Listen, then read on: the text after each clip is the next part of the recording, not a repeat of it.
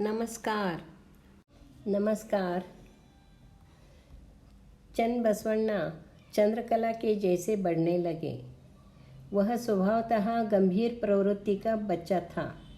बोलना सीखने के बाद वह फालतू में बातें कभी नहीं करता था। वह माता नागम्मा और मामा बसवा की चर्चा वाद विवाद चुपचाप ध्यान से सुनता था। कभी कभी ऐसा भी होता था कि वे दोनों किसी एक बात पर सहमत नहीं होते थे, एक मत नहीं होते थे, तो वे छोटे चन्न बसवा को ही जज बना देते थे और तब चन्न बसवा जो निर्णय देकर स्पष्टीकरण देते थे वह सुनकर दोनों भाई बहन चकित होते थे, क्योंकि चन्न बसवा का निर्णय सुयोग्य सटीक होता था। इतनी कम उम्र में इस तरह योग्य न्याय करना और स्पष्टीकरण देना बहुत ही अचरज और हैरान करने वाली बात थी। इसका उत्तर उन दोनों के पास गर्भस्थ संस्कार यही था और उन दोनों को संतोष भी होता था कि वे अपने अपने मंतव्य में कामयाब हो गए थे। अद्वितीय बुद्धि चातुर्य। एक दिन जातवेद मुनि अक्का नागम्मा और बसवा वेदों पर चर्चा करते बैठे थे। अक्का नागम्मा: गुरुवर्य, वेद कहते हैं जड़ चर चेतन अचेतन सब में देव है। ब्रह्मा विष्णु महेश इंद्र अग्नि वायु सूर्य चंद्र सब में वही एक है। वही एक अगाध दिव्य असीम अगम्य अगोचर निराकार शक्ति समाई हुई है। सब कुछ उसी एक के कारण है, तो भगवान के इतने सारे रूप क्यों है? इनमें श्रेष्ठ कौन से भगवान है और कनिष्ठ कौन है? सभी कहते हैं हमें छोटे देवों की पूजा नहीं करना चाहिए। गुरुदेव, यह सब भ्रम में डालने वाला है। बसवा: हाँ गुरुदेव, भगवान कभी छोटा या बड़ा, क्षुद्र या महान हो सकता है क्या? पारस तो पारस होता है, चाहे वह पूजा गृह में रखो या तिजोरी में, या वह मिट्टी में गिरे। पारस तो पारस होता है। अगर वह पूजने से पूज्य होता है और मिट्टी में गिरने से हीन या मलिन होता है, तो मैं उसे पारस मानने से इनकार करूँगा।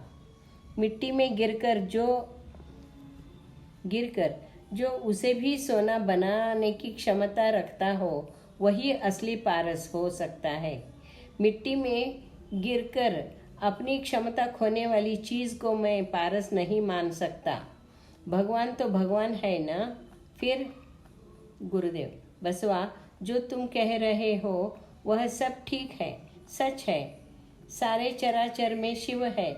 इसका मतलब यह नहीं कि सारा चराचर ही शिव है। शिव इस चराचर से भी बड़ा है, श्रेष्ठ है। चराचर नश्वर है, शिव अमर है। चराचर को सृष्टि स्थिति लय ये तीनों स्थितियां हैं। शिव इन सब से परे है।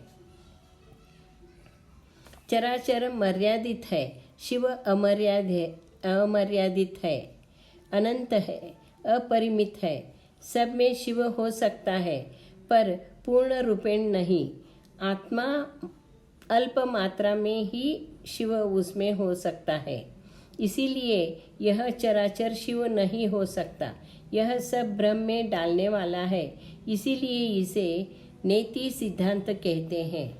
इतने में वहाँ बालक चन्न बसवण्णा आ गया। वह यह सारी चर्चा सुनते हुए एक कोने में चुपचाप बैठा था। अचानक वह उठकर आ गया और कहने लगा, चन्न बसवण्णा, गोचिड़ जानवर के स्तन को लगने से क्या वह दूध चूसेगा? तोता रटने से क्या वह लिंग ज्ञानी बन सकेगा? कितना भी बड़ा होगा तो क्या खच्चर कभी घोड़ा बन सकेगा?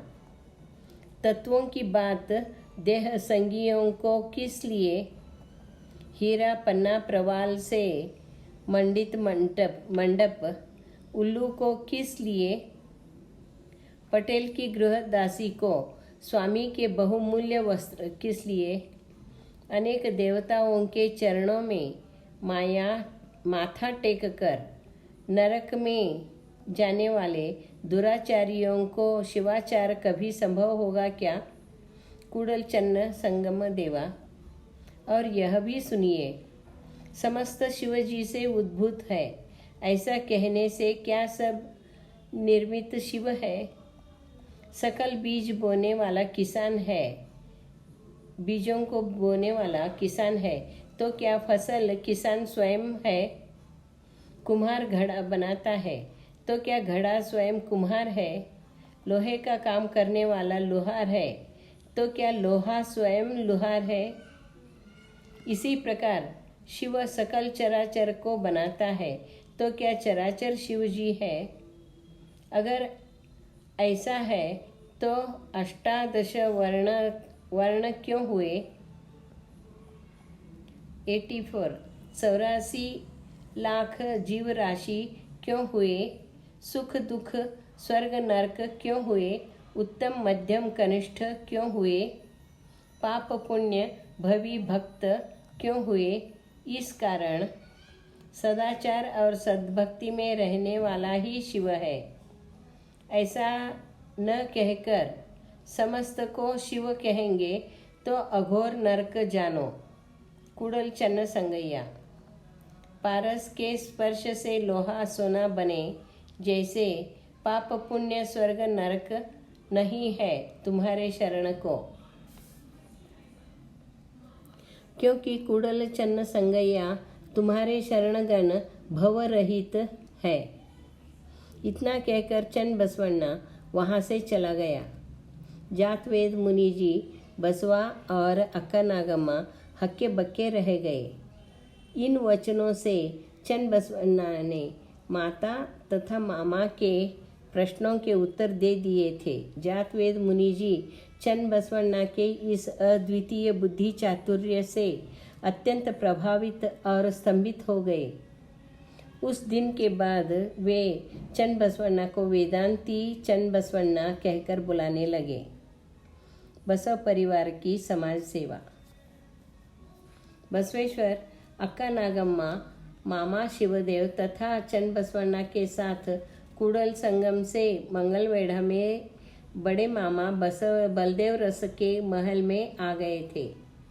मामा बलदेव रस राजा बिज्जल के दरबार में महाअमात्य थे। मंगलवेढ़ा आने के बाद थोड़े ही दिनों में मामा बलदेव रस की इकलौती पुत्री गंगांबिका से बसव रस का विवाह हुआ। चन्न बसवण्णा को कुडल संगम में विद्याभ्यास के लिए भेजा गया। मातृगर्भ में ही वेदांत की सीख मिले हुए चन्न बसवण्णा ने कुछ ही सालों में विद्याभ्यास पूरा किया और वे मंगलवेढ़ा लौट आए। विवाह के बाद कुछ दिनों बाद बसव रस को अपनी योग्यता से राज दरबार में कार्निक का काम मिल गया था। इसके बाद उन्होंने कभी पीछे मुड़कर भी नहीं देखा। राज दरबार में उनकी उत्तरोत्तर प्रगति होती गई। अब बसव रस अक्का नागम्मा, मामा शिवदेव और उनकी पत्नी गंगांबिका के साथ मिलकर समाज सेवा में स्थित अंधविश्वास, कर्मकांड, बहुदेवोपासना का विरोध, कायक को प्रतिष्ठा दिलाना, स्त्रियों को समान हक अधिकार दिलाना, अध्यात्म, छुआछूत, उच्च नीच भेदभाव जैसे अनेक बुराइयां दूर करने के लिए सामान्य लोगों में घुलने मिलने लगे, प्रबोधन करने लगे, लोगों को अपने वचनों के आधार से समझाने लगे। अक्का नागम्मा और गंगांबिका स्त्रियों में साक्षरता का प्रचार और प्रसार करने लगी। धन्यवाद।